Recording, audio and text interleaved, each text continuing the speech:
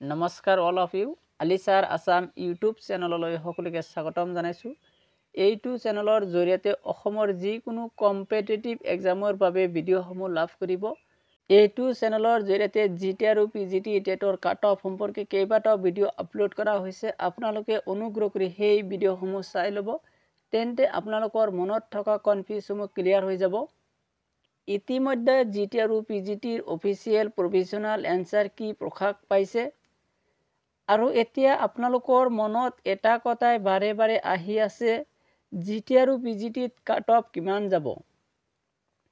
কিন্তু আপোনালোকে এটা কথা নিশ্চিত হৈ থাকক, এইবাৰ জিটি আৰু পিজিটিত কাট অফ বেছি নাযায়। আজিৰ ভিডিঅ'টোৰ জৰিয়তে শিক্ষামন্ত্ৰী ডাঙৰীয়াই জিটি আৰু পিজিটিৰ ৰিজাল্ট সম্পৰ্কে কি মন্তব্য কৰিছে সেইটো আলোচনা কৰা হ'ব। লগতে জিটি আৰু পিজিটিৰ সাবজেক্ট ওয়াইজ কাট অফ সম্পৰ্কে তথ্য বিশ্লেষণ কৰা হ'ব। অফিচিয়েল প্ৰভিজনাল এনসাৰ কি প্ৰকাশ হোৱাৰ পিছত জিটি আৰু পিজিটিৰ কাট অফ কম যাব নে বেছি যাব সেই বিষয়ে ডিটেইলছত আলোচনা কৰা হ'ব। জিটি আৰু পিজিটিত এইবাৰ কাট অফ কম হোৱাৰ কেইবাটাও কাৰণ আছে, সেই বিষয়ে ডিটেইলছত আলোচনা কৰা হ'ব।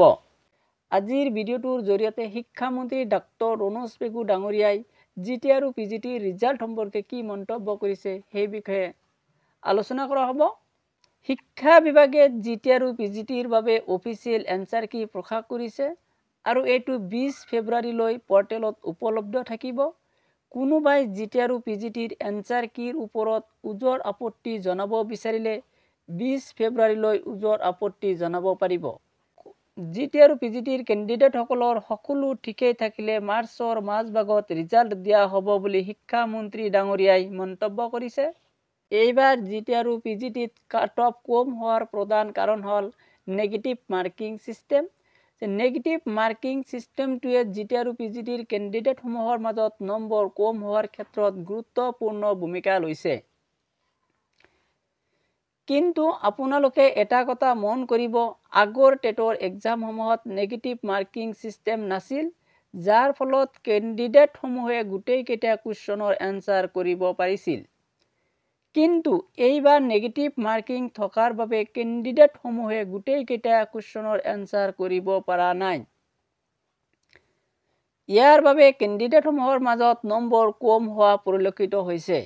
এইবাৰ জিটি আৰু পিজিটিত কাট অফ কম হোৱাৰ আন এটা কাৰণ হ'ল এইবাৰ জিটি আৰু পিজিটিৰ কুৱেশ্যন পেপাৰখন বহুত টাফ আছিল, যাৰ ফলত কেণ্ডিডেটসমূহে নম্বৰ কম হোৱা পৰিলক্ষিত হৈছে। কিন্তু আপোনালোকে মন কৰিব যে এইবাৰ কম নম্বৰ পায়ো জিটি আৰু পিজিটিত নিযুক্তি পাবলৈ সক্ষম হ'ব।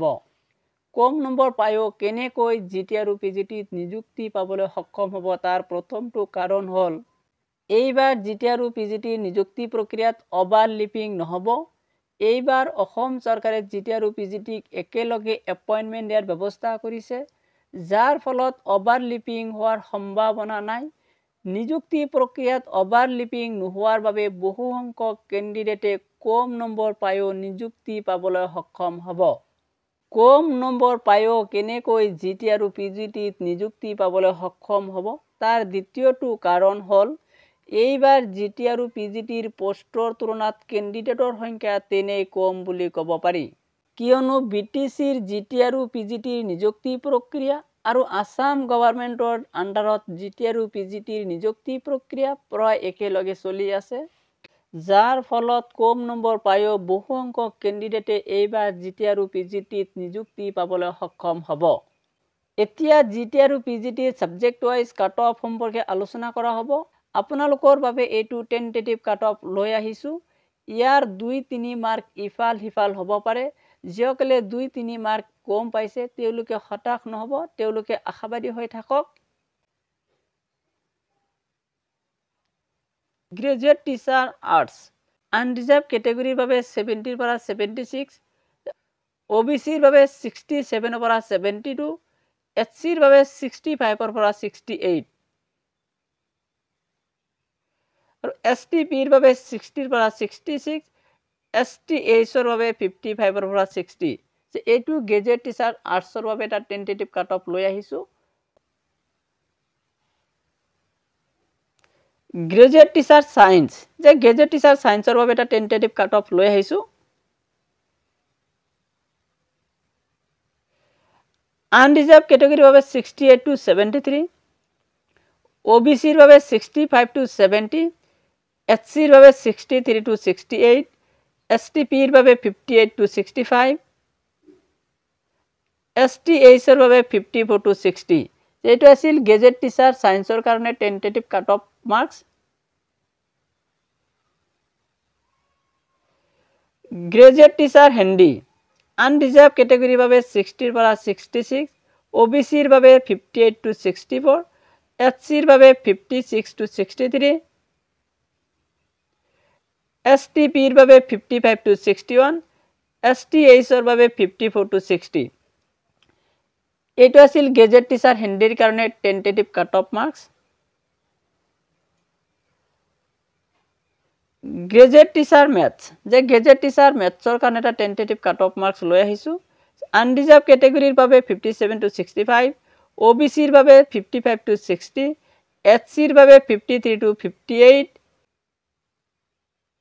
STPৰ বাবে 52 ৰ পৰা 56 STHৰ বাবে 50 ৰ পৰা 55 গ্ৰেজুৱেট টিচাৰ মেথছৰ ক্ষেত্ৰত কাট অফ একেবাৰে কম যাব যে গ্ৰেজুৱেট টিচাৰ মেথছত যিমানখিনি পোষ্ট আছে পোষ্টৰ তুলনাত কেণ্ডিডেট নাই বুলি ক'ব পাৰি মেথছৰ কেণ্ডিডেটৰ বাবে এটো সুবৰ্ণ সুযোগ কম নম্বৰ পায় মেথছৰ কেণ্ডিডেট সকলে এইবাৰ নিযুক্তি পাবলৈ সক্ষম হ'ব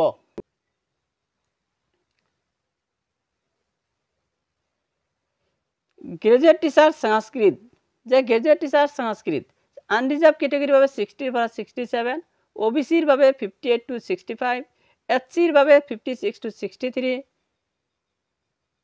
STPৰ বাবে 55 to 62 STHৰ বাবে 54 to 60 এইখিনি আছিল গ্ৰেজুৱেট টিচাৰ সংস্কৃতৰ বাবে টেন্টেটিভ কাট অফ মাৰ্কস এতিয়া মই PGTৰ বাবে টেন্টেটিভ কাট অফ মাৰ্কস লৈ আহিছো আনৰিজাৰ্ভ কেটেগৰীৰ বাবে 80 to 90 OBCৰ বাবে 78 ৰ পৰা 85 SCৰ বাবে 74 to 80 STPৰ বাবে 70 পৰা 76 STHৰ বাবে 67 ৰ পৰা 74 এইখিনি আছিল আমাৰ PGTৰ বাবে টেন্টেটিভ কাট অফ মাৰ্কস আপোনালোকে নিশ্চয় জানে যে PGTৰ বিভিন্ন সাবজেক্টত বিভিন্ন ধৰণৰ কাট অফ যাব সেই বিষয়ে ডিটেইলছত ভিডিঅ'সমূহ লৈ অহা হ'ব আপোনালোকে কোনে কিমান নম্বৰ পাইছে নিশ্চয় কমেন্টত মোক জনালে মোৰ তথ্য সংগ্ৰহ কৰাত সুবিধা হয় আৰু মই বিভিন্ন চৰ্চাৰ পৰা তথ্য সংগ্ৰহ কৰি আপোনালোকৰ বাবে এটা সঠিক তথ্য লৈ আহিবলৈ সক্ষম হ'ম